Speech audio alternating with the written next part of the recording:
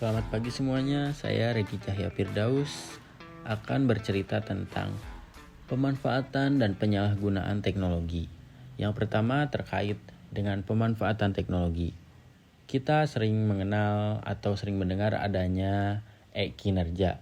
E-kinerja sendiri ini dibuat oleh BKN, merupakan aplikasi digital yang dikembangkan oleh BKN untuk mengelola kinerja aparatur sipil negara secara terukur, transparan, dan terintegrasi. Apa sih yang menyebabkan e-kinerja ini dibuat? Yang pertama, penilaian sasaran kinerja pegawai atau SKP dilakukan secara manual. Proses ini memakan waktu lama, rawan kesalahan, dan sulit untuk dipantau. Selain itu, penilaian sering bersifat subjektif dan kurang transparan. BKN pun menyadari perlu adanya sistem yang menghubungkan data kepegawaian kinerja dan kompetensi ASN secara nasional.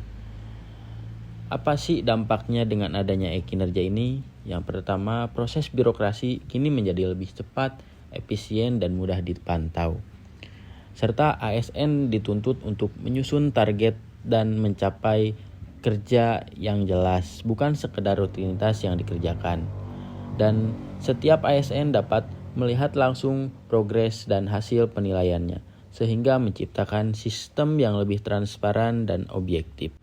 Selain itu, data kinerja yang terintegrasi mendukung promosi, mutasi, dan pengembangan kompetensi ASN secara tepat dan terukur.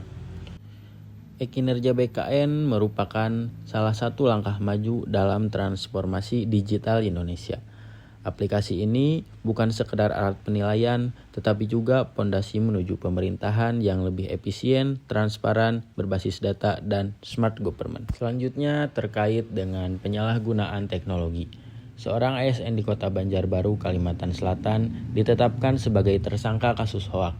Oknum berinisial FM ini menuliskan status WhatsApp yang dianggap memprovokasi pengunjuk rasa dan menimbulkan keresahan publik.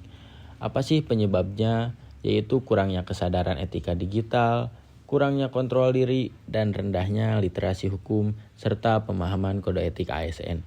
Di mana masih banyak ASN yang belum menyadari bahwa konten yang diunggah bisa menimbulkan dampak hukum dan sosial yang luas. Dampaknya pun serius, yaitu bagi ASN yang bersangkutan berupa sanksi hukum, disiplin, dan reputasi karir yang rusak. Bagi pemerintah, citra instansi tercoreng dan kepercayaan publik menurun. Bagi masyarakat, muncul keresahan dan potensi perpecahan sosial.